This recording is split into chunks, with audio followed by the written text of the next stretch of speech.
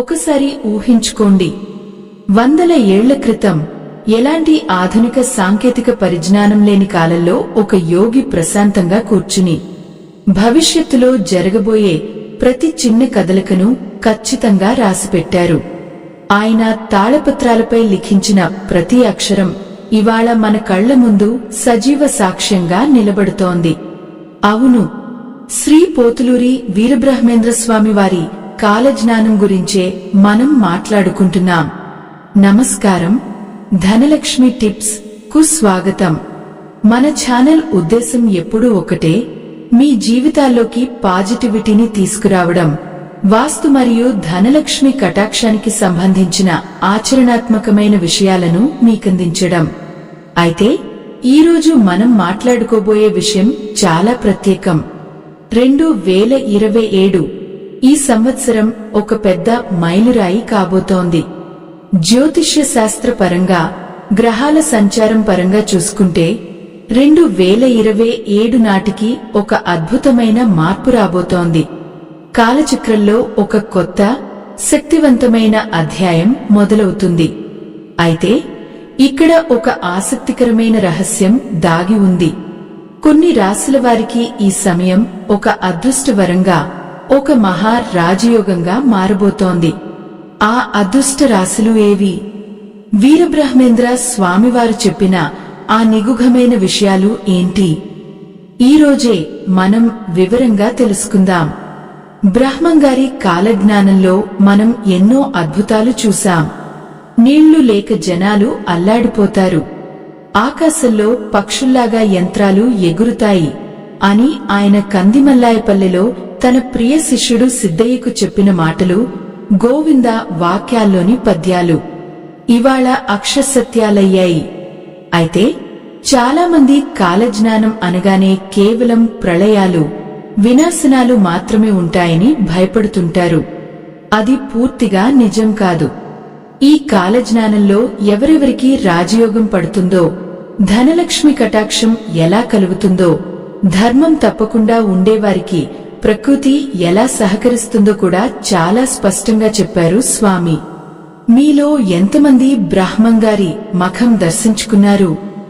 లేదా మీ ఇంట్లో పెద్దవాళ్లు కాలజ్ఞానం గురించి చెప్పిన ఏవైనా ఆసక్తికరమైన విషయాలు మీకు గుర్తున్నాయా?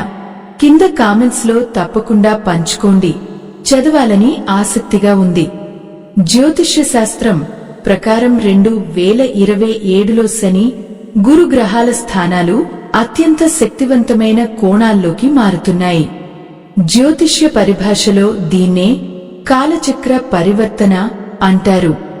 ఈ పరివర్తన వల్ల కొన్ని రాశుల వారి జాతకం పూర్తిగా మారిపోతుంది. ఊహించని ధనలాభం, పట్టిందల్లా బంగారం అయ్యే అద్భుతమైన అవకాశం ఉంది. కానీ ఇక్కడే ఒక చిన్న మెలిక ఉంది. ఆ అదృష్టం ఊరికే ఇంట్లోకి నడిచిరాదు. దానికి మనం ఆచరించాల్సిన కొన్ని పద్ధతులు, మన ఇంట్లో చేసుకోవాల్సిన చిన్న చిన్న వాస్తు మార్పులు, తెలుసుకోవలసిన హెచ్చరికలు కూడా ఉన్నాయి. ముందుగా ఈ గ్రహాల ప్రభావం వల్ల అదృష్టం వరించబోయే ఆ విశేషమైన రాశుల గురించి మాట్లాడుకుందాం. ఆ అదృష్ట రాశులు ఏవి, వారు చేయాల్సిన చిన్న చిన్న మార్పులు ఏంటి అనేవి ఇప్పుడు ఒక్కొక్కటిగా చూద్దాం. జ్యోతిష్య శాస్త్రంలో మేషరాశి వారికి ఎప్పుడూ ఒక ప్రత్యేక స్థానం ఉంటుంది. 2027 నాటికి గురుబలం పూర్తిగా ఈ రాశివారి మీద పడబోతోంది. బ్రహ్మంగారి తత్వాల ప్రకారం చూసుకున్నా ధర్మ మార్గంలో నడిచేవారికి ప్రకృతి ఎప్పుడూ ఒక అడుగు ముందే ఉండి సాయం చేస్తుంది. ఈ కాలచక్ర మార్పు వల్ల మేషరాశివారికి ఆగిపోయిన పనులు అనూహ్యంగా పూర్తవుతాయి. ముఖ్యంగా వ్యాపారస్తులకు, సొంతంగా ఏదైనా సాధించాలి అనుకునేవారికి ఇది అద్భుతమైన సమయం. కానీ ఇక్కడే ధనలక్ష్మి కటాక్షం కోసం మీరు ఒక చిన్న వాస్తు నియమాన్ని పాటించాలి. మేషరాశివారు తమ ఇంటి తూర్పు దిశను ఎప్పుడూ చాలా శుభ్రంగా ఉంచుకోవాలి. తూర్పు భాగంలో బరువులు లేకుండా చూసుకుని ప్రతిరోజు ఉదయం సూర్యభగవానుడికి నమస్కరించడం వల్ల మీ రాజయోగం రెట్టింపు అవుతుంది. ఇక రెండవ రాశి సింహరాశి. పేరులోనే ఉంది కదా ఆ గాంభీర్యం. సింహరాశివారి జాతకంలో గ్రహాల అనుకూలత 2027లో ఒక శిఖర స్థాయికి చేరుకుంటుంది. ఎప్పటినుంచో మీరు పడుతున్న కష్టానికి తగిన ప్రతిఫలం దక్కే సమయం ఇది. మీరు తీసుకునే నిర్ణయాలు మీ కుటుంబానికి పెద్ద అండగా నిలబడతాయి. అయితే కాలజ్ఞానంలో చెప్పినట్లుగా ఎంత ఎదిగినా ఒదిగి ఉండటం ఈ రాశివారికి చాలా ముఖ్యం. మీ ఇంటి ఈశాన్య మూలలో ఎప్పుడూ ఒక చిన్న నేతి దీపం వెలిగించే అలవాటు చేసుకోండి. ఈశాన్యం ప్రశాంతంగా వెలుతురుతో నిండి ఉంటే సాక్షాత్తు ఆ లక్ష్మీదేవి మీ ఇంట్లో స్థిర నివాసం ఏర్పరచుకుంటుంది. మరి మూడవ రాశి ఏదో తెలుసా? అది వృశ్చిక రాశి. బహుశా వృశ్చిక రాశివారు గత కొంతకాలంగా చాలా ఒడిదుడుకులు ఎదుర్కొంటూ ఉండవచ్చు. మానసిక ఒత్తిడి, ఆర్థిక ఇబ్బందులు మిమ్మల్ని కలవరపెడుతూ ఉండొచ్చు. కానీ భయపడకండి. 2027వ సంవత్సరం వృశ్చిక రాశివారికి ఒక టర్నింగ్ పాయింట్. ఆకస్మిక ధనలాభం కలగడానికి, పిత్రార్జిత ఆస్తులు కలిసి రావడానికి అద్భుతమైన అవకాశాలు కనిపిస్తున్నాయి. వీరు తమ ఇంటి నైరుతి దిశను చాలా జాగ్రత్తగా చూసుకోవాలి. నైరుతి గదిలో డబ్బు దాచుకునే బీరువా సరైన దిశలో, అంటే ఉత్తరం వైపు తెరుచుకునేలా ఉంచుకుంటే ధనాకర్షణ విపరీతంగా పెరుగుతుంది. మీది ఏ రాశి? ఈ 3 రాశుల్లో మీ రాశి లేదా మీ కుటుంబ సభ్యుల రాశి ఉందా? ఉంటే గనుక ఖచ్చితంగా కామెంట్ చేయండి. ఒకవేళ మీ రాశి ఇందులో లేకపోయినా నిరాశపడాల్సిన అవసరం అస్సలు లేదు. ఎందుకంటే కర్మ సిద్ధాంతం అనేది గ్రహాల కంటే కూడా చాలా బలమైనది. అయితే ఇక్కడ మనం ఒక అత్యంత ముఖ్యమైన విషయం గురించి మాట్లాడుకోవాలి. కేవలం అదృష్ట రాశుల్లో పుట్టినంత మాత్రాన కోట్లు కురిసిపోవు కదా. బ్రహ్మంగారు కాలజ్ఞానంలో ఒక విచిత్రమైన సూచన చేశారు. మన ఇళ్లలో తెలియక చేసే ఒక చిన్న తప్పు వల్ల ఎంతటి అదృష్టమున్నా, ఏ రాజయోగం పట్టినా అదంతా బూడిదలో పోసిన పన్నీరే అవుతుంది అని ఆయన స్పష్టంగా చెప్పారు. భవిష్యత్తు కోసం ఆయన చేసిన ఆ హెచ్చరిక ఏంటి? గ్రహ దోషాలను పోగొట్టుకోవడానికి సామాన్యులు కూడా చేసుకోగలిగే ఆ సులభమైన పరిహారాలు ఏంటి? ఒక్కసారి ఆలోచించండి. మన పెద్దలు ఎప్పుడూ ఒక మాట చెబుతుంటారు, గడప తొక్కకండి, గడప సాక్షాత్తు లక్ష్మీదేవితో సమానం అని. బ్రహ్మంగారు తన కాలజ్ఞానంలో ధర్మం నశించే రోజుల్లో ఇళ్లలో పవిత్రత లోపిస్తుందని చాలా స్పష్టంగా చెప్పారు. మన ప్రధాన ద్వారం అంటే సింహద్వారం ఎప్పుడూ లక్ష్మీదేవికి ఆహ్వానం పలికేలా ఉండాలి.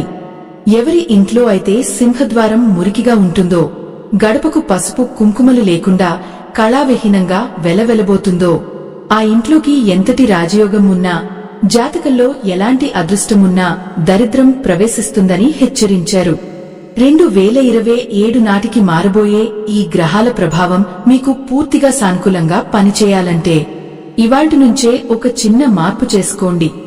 ప్రతి శుక్రవారం గడపను శుభ్రం చేసి పసుపు రాసి కుంకుమ బొట్లు పెట్టే మన పురాతన తెలుగు సంప్రదాయాన్ని మళ్లీ బతికించండి. ఇది కేవలం ఏదో మూఢనమ్మకం కాదు. పసుపు అనేది అద్భుతమైన యాంటీ బాక్టీరియల్. అది మన ఇంటికి ఒక పాజిటివ్ ఎనర్జీని ఇచ్చే శక్తివంతమైన వాస్తు నియమం కూడా. ఇక గ్రహదోషాలు పోగొట్టుకోవడానికి వేలకు వేలు ఖర్చుపెట్టి యజ్ఞాలు, యాగాలు చేయాల్సిన అవసరం లేదు. మన నిత్య జీవితంలో చేసే చిన్న పనులే మహా పరిహారాలుగా పనిచేస్తాయి.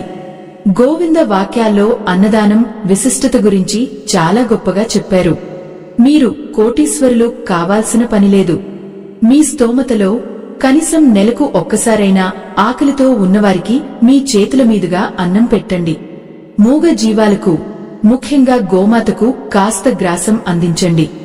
మీరు చేసే ఈ చిన్న నిస్వార్థమైన కర్మ మీ జాతకంలో ఉన్న ఎన్నో గ్రహదోషాలను, మీ చుట్టూ ఉన్న నెగటివ్ ఎనర్జీని ఉదయం మంచులా కరిగించేస్తుంది.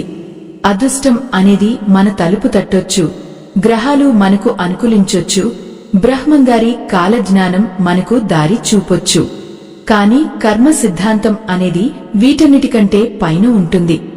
మనం చేసే పనే మన భవిష్యత్తును నిర్ణయిస్తుంది. మనం ధర్మాన్ని రక్షిస్తే ఆ ధర్మమే మనల్ని రక్షిస్తుంది.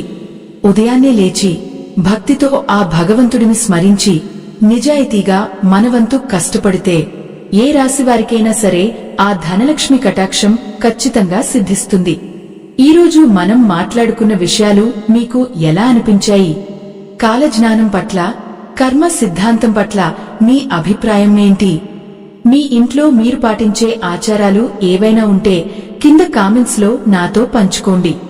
సర్వేజన సుఖినో భవంతు.